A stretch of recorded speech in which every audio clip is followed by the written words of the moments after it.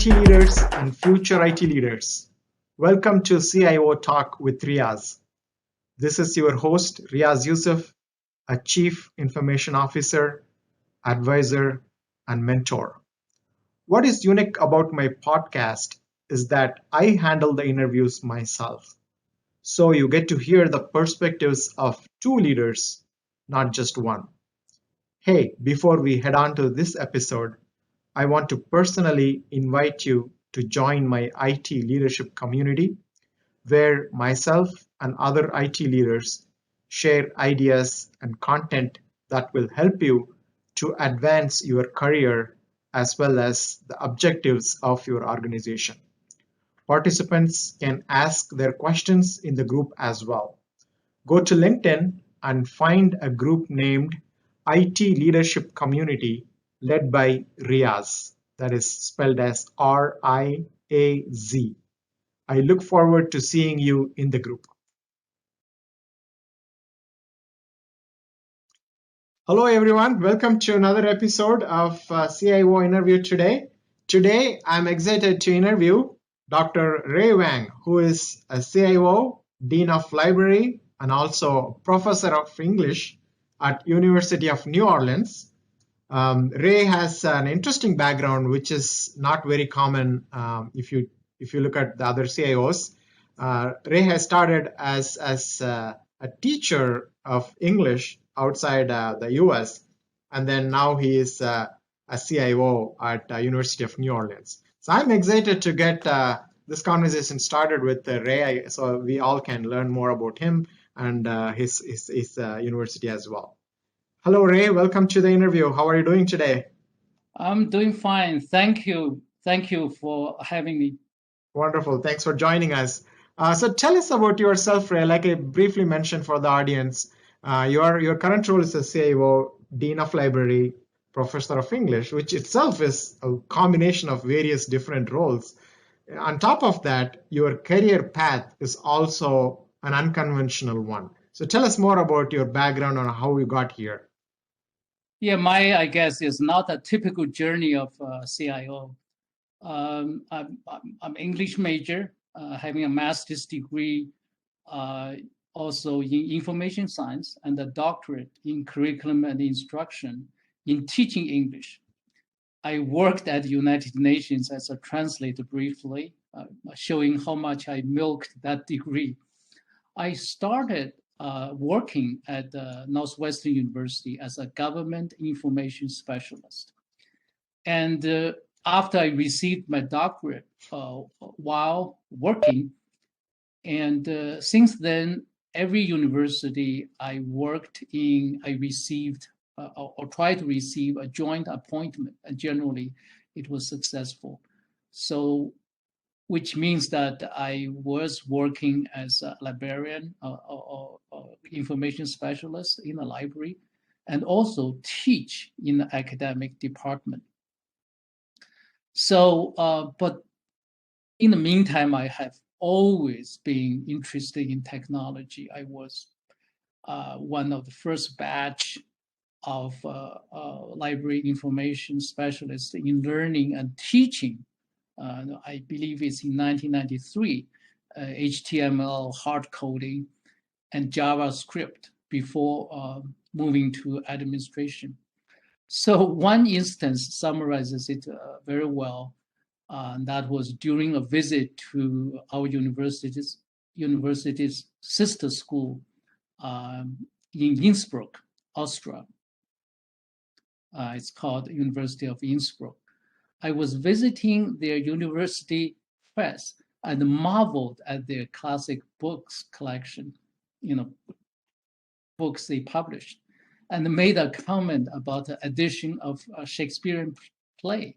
And the audience, mind you, those were the editors and proofreaders and typesetters in the university press, and they were aghast with surprise, murmuring or saying something like, "Why does an IT guy know so much about Shakespeare?"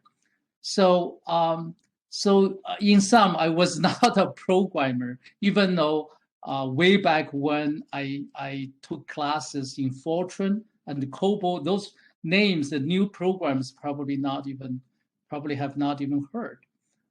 But I was a manager or administrator.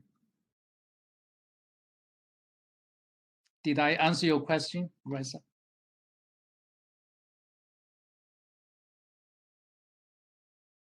Hello? Oops, my bad, Ray. I was muted. So I want to take a second here to emphasize something for the audience that as long as you do what you do really well, you will find your destination eventually, right? And it's going to be a better one than what you have today. Absolutely. Some of my audience, they are not an IT leaders yet, but they want to be an IT leader. They have this aspiration of becoming a manager or director or CIO someday, but they have this question: how do I get there, right? So the real answer is you look at your life and what you have accomplished. You did what you did really well. On top of that, you're looking for opportunities where you can also contribute with your input, like an IT guy talking about Shakespeare, right? I'm sure that opened up some interesting opportunities for you with some conversations around it. Absolutely. You're absolutely right. People were just aghast as a white, IT guy talking about Shakespeare. Yeah. So you are an English professor also an English professor at the University of New University of New Orleans. Yeah, University Right. of New Orleans. So how a couple questions there, right? One, how are you managing the need for doing different jobs, right? You have to wear the CIO. I want to clarify. I currently, while you are a CIO and also dean of the libraries and also overseeing university press, I don't have time to teach. So, but you have that title because I was, you gain that title by climbing academic ladder all the way from assistant professor, associate professor, and full professor, and therefore, administrators such as deans and CIOs and VPs, if you have academic title, you will get what we call retreat rights. So if your current position doesn't work out, so you can always retreat to your academic discipline to be a professor. Oh, I see. Thanks for the clarification. Well, you have something as a backup plan, right, Ray? In case if you want to fall back. That's great. Wonderful. Tell me about a project or experience, Ray, that you're most proud of. Okay, quite a few came to mind, but I would say the most recent one has to be related to COVID. So because we all know that March 2020, almost overnight, everything got locked down. We are in a complete lockdown. And literally the whole campus relied on IT to continue operation. So during lockdown, and we pretty much have a situation of all hands on deck. So we did the following: we retrofitted 85 classrooms to be to make those classrooms remote teaching, learning ready, and hybrid mode ready. We also implemented and purchased for the whole campus virtual desktops so that all staff members can work from home, and the virtual labs so that all the labs in sciences, in engineering, in parts of fine arts can happen. And also, of course, we have to do virtual proctoring so that tests can happen. So all those projects, multiple projects happened during COVID, and we were very successful. And as a result, the university could function. So I treat that as an interesting project, and also something not only me, but also the whole IT department is very proud of. Excellent story, Ray. Kudos to you and your team for making the transformation.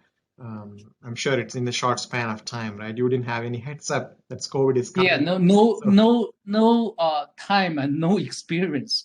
We just have to grope in the dark and trying to figure this out. Yeah, we had similar experience too at Harper. We had to switch from desktops to laptops during that time, and we had to do that in a fast-tracked manner as well. So the team did such a great job here as well. Okay, so moving on, Ray, I'm wondering, what does digital transformation mean to you? Because this is the keyword, a buzzword that we are hearing a lot in the industry. So I'm curious to know, what does digital transformation mean to you? Yeah, to me, digital transformation, I mean, digital by itself simply means anything that is not paper. So in that sense, we have, web applications, we have web publication, we have anything online, we have enterprise applications, and all that, which happened pretty much close to 30 years ago, and slowly permeated almost every sphere, every part of our daily life. I'm just giving an example. For instance, the library, which I oversee, used to be full of books. And these days, students come to the library, and 90% of them, maybe 99% of them, don't actually go to the stacks and use books. They go to their own mobile devices, or sometimes go to a library's lab and use the computers to access digital information. So that way, what I meant is we are surrounded by anything and everything digital, and we should leverage all that is available digitally to transform, for instance, business process, to transform life, transform security. So a lot come from this transformation, which makes the process more efficient, more accurate, safer. So I think that's my sort of humble understanding of digital transformation. That's wonderful definition, Ray. Kind of a related question. What can organizations do to digitally transform themselves? I'm also wondering if you have any digital transformation strategic priority in your strategic plan. I'm giving an example. Just I cited the library example. Mm-hmm. I cited library example because a large amount of collection are now digital. You can pretty much say that we don't need a single paper journal, but all the journal titles are available digitally. And in the interlibrary loan, you no longer have to send a book along. You scan an article, you scan a book, and in most cases you have a digital copy of a book. And also in terms of IT, for instance, recently we have lost quite a few of staff members because of great resignation movement. They hop up to greener pastures, and also some people simply had it. They just want to go home and work from home for themselves. So what we do these days, a lot of providers such as Cisco and Microsoft, in our case it's Microsoft, they provide staff augmentation. By that, it's also a digital product. By that, they would set up, kind of services which sometimes are automated and sometimes could be controlled by AI, and sometimes by real person. But again, remotely, digitally, and they would actually help you to fill the holes which used to be occupied by real people here, whom we lost. So that's another good example of digital transformation that you can leverage to your benefits. Got it. Excellent. Thank you, Ray. Now switching gears, Ray, what is your current infrastructure at New Orleans?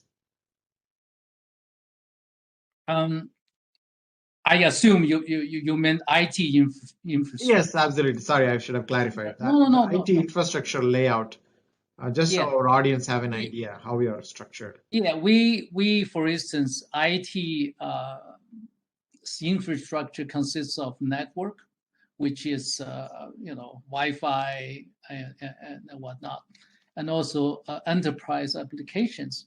In our particular case, it's PeopleSoft and Workday. Okay. And also system, we have Microsoft Azure and the learning management system. And also about 4 or 5 years ago, we created our local data warehouse, because in many situations and many organizations, rather, you are in a situation that you have all kinds of data.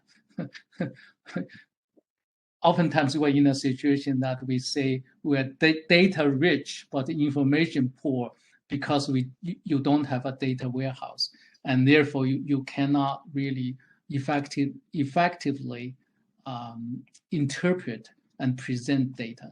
So about 4 or 5 years ago, we started to make changes there, and now we have a very robust data warehouse. Awesome. So you said you're using PeopleSoft and Workday. Could Correct. you clarify what applications are on PeopleSoft and which are other ones on Workday? Okay, we are still Workday campus.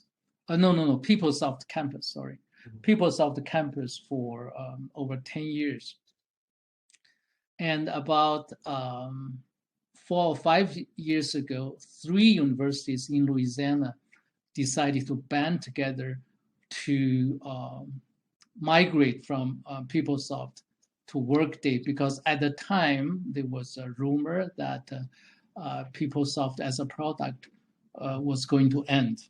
Yep, I'm familiar with that. Yeah, but again, when Oracle bought it, it's still going strong. So when that decision was made, and 3 universities, which is University of New Orleans, Southeastern University in New Orleans, and also Louisiana Institute of Technology. So 3 universities started on that path of migrate PeopleSoft HR and the financials into Workday, which were very established. So that was completed after 4 years of very hard effort. It was completed last year, beginning of last year. Okay. However, Workday doesn't really have a student module. it's still in the phase of development. Yep. So therefore, we still are in PeopleSoft student module campus solution. That is why we have PeopleSoft and Workday. However, we are in full throttle. This time solo, even though those two universities are also doing the same, but we are not in a three campus consortium. We are just going on our own, trying to migrate student module into Workday as well. And the target date is 2024. I see. Okay. That's a good strategy. So we are paying both Workday and PeopleSoft current state. Yeah, I mean that the transition like that takes time, so I understand. Yeah. You mentioned you have local data warehouse. Current state, since you have SaaS, Workday, and on-premise PeopleSoft, how do you get the data into the data warehouse?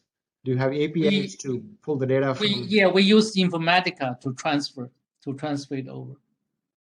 Informatica is an application, as you know. We purchase Informatica and transfer the data into Snowflake, which is our warehouse. Got it. Both I mean, in a data world, those two companies talked about. I mean, in addition to AWS and Microsoft, and these two companies are talked about quite a bit. Wonderful. Thank you, Ray.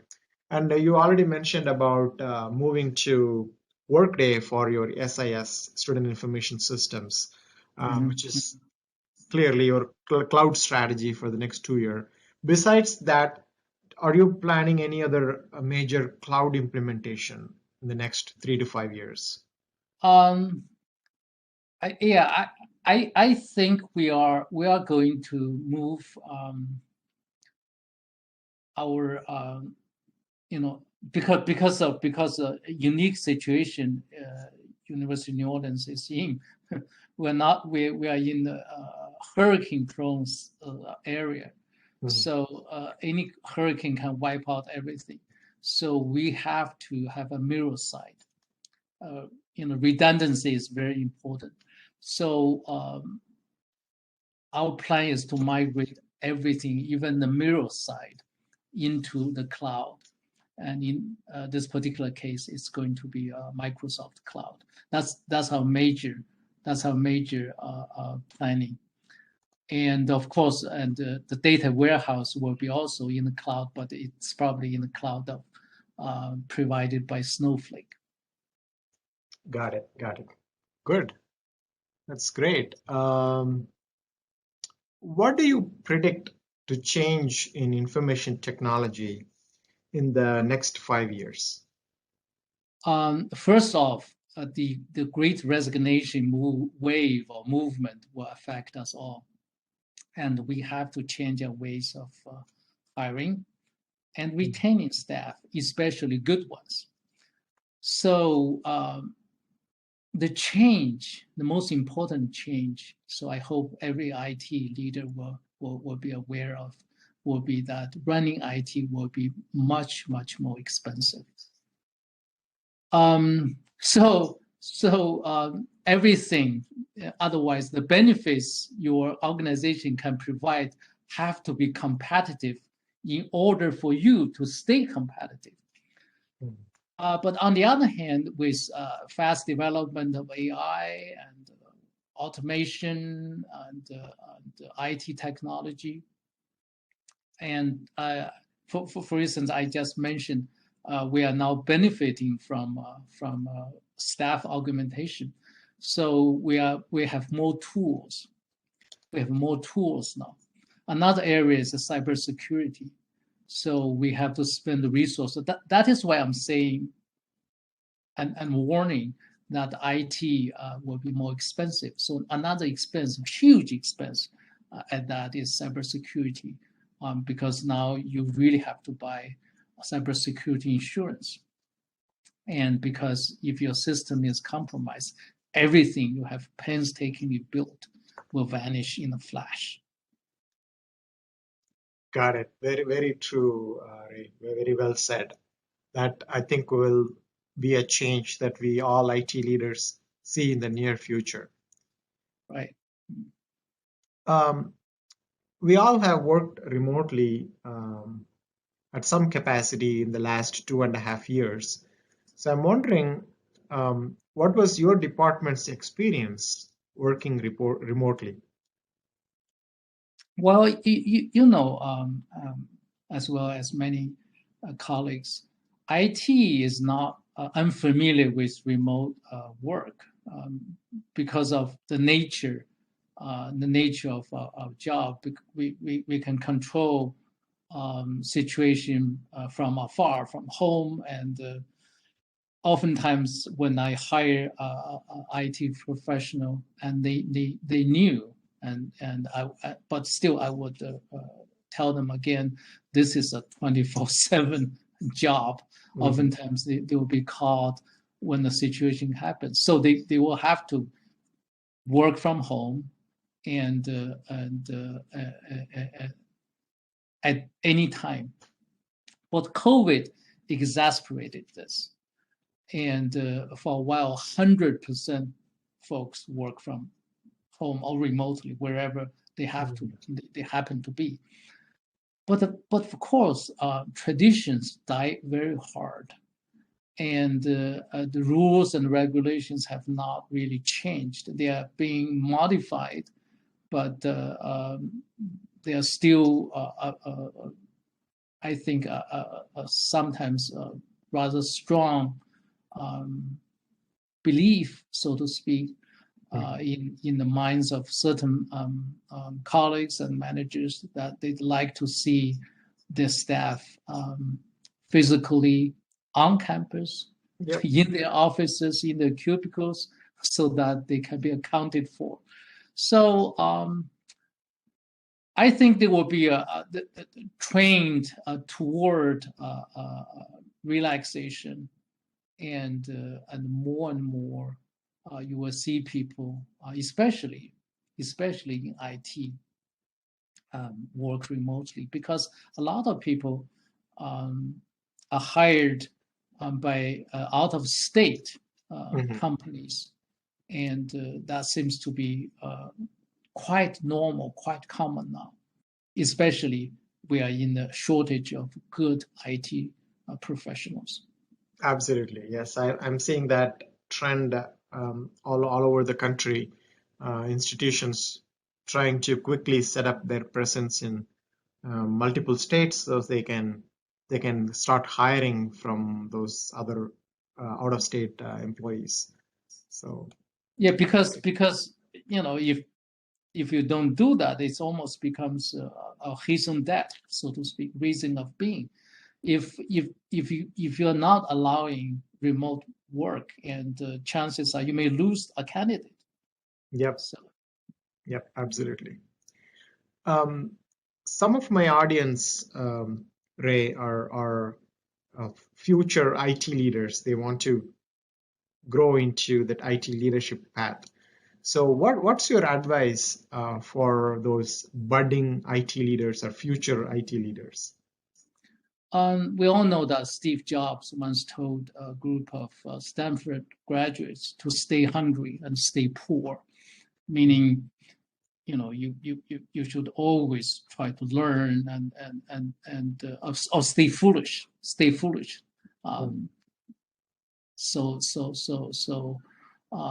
that you will never stop learning and never stop exploring, and not be afraid of, for instance, asking a stupid question.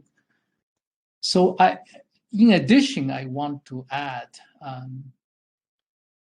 to whatever Steve Jobs has advised, is to stay positive and hopeful. And because your colleagues or your bosses, if you like, generally like smiling faces and accommodating attitudes. it is extremely easy. We all know that in the IT field, if you're not a leader yet, it's very easy for you to do your colleagues favors and provide assistance, because your IT, technology, about more about network and everything. You can generally help them out of a bind. So those acts of kindness will accumulate and become very valuable resources when you need it down the road, when you're ready for career progress. So also read, listen, and attend professional seminars and conferences. So if you are doing all of the above, pretty soon you'll be giving more responsibilities, and other places and your bosses would want to promote you, and other places would want to steal you. Very good advice, Ray. Thank you for sharing that. Well, we are approaching the tail end of my questions here. So I'm wondering, what are your hobbies? What's your favorite hobby? I golf a lot, but I was I was pretty bad. So, but the sport itself was quite quite attractive and addictive too. So you do that because you're now so good, so you want to improve. Learn. So you do it more. You do it a lot more, and it's very good exercise. And not you don't have to exert yourself too much. And in addition, I love classic music. I also read all the time, and these days I generally listen to audiobooks. So good fiction, good literature, and quality nonfiction. So those are pretty much what I do while I was not swamped with work. Wonderful. Those are really good, healthy hobbies, playing golf, reading books and such. That's awesome. Speaking of books, which business book or business related book would you recommend for my audience? See, I actually don't read much of business related books. Generally, I treat them as pretty much like menus. When I look them up only if I wanted to find some answers, because they are not really something you can pick up and enjoy. Mm-hmm. But I will tell you what I'm reading, and it's the third time I'm reading as we speak, which is called A Story of Philosophy by William Durand and William Durand. And I like it because if not for this book, the big names, for instance, Nietzsche and Hegel and Kant, and all these people will be abstraction, because you cannot, when you open the thick book written by them, you cannot pass page 2. But this particular book, which is published in the 1920s, and really make all these big names of philosophers come live and very relatable. And also this book, and through the stories of all the philosophers, all these philosophers, both history and especially what is happening as of now in historical perspective. So it's just a very amazing book. So that is like an interesting this book. is the third time. Yeah, third time I'm reading it. Okay, I highly recommend. I mean, IT professionals, does not have to be just read like professional IT business only. related Yeah. books. Yeah, we need to enrich ourselves. Hey, you found your non-IT engagement by talking about Shakespeare. So that works, right? Okay. So last question for you, Ray. Where can my audience find more about you? Well, being a CIO was not a plan of my life. It just happened serendipitously. I'm also a proud father of two amazing children, a son and a daughter, and a grandfather of 4 grandchildren. I published both professionally and creatively, meaning I also wrote fiction and got them published. I was also a filmmaker. And I didn't know that. have a few documentaries and 2 feature films to my credit. I'm a guest professional journal editor.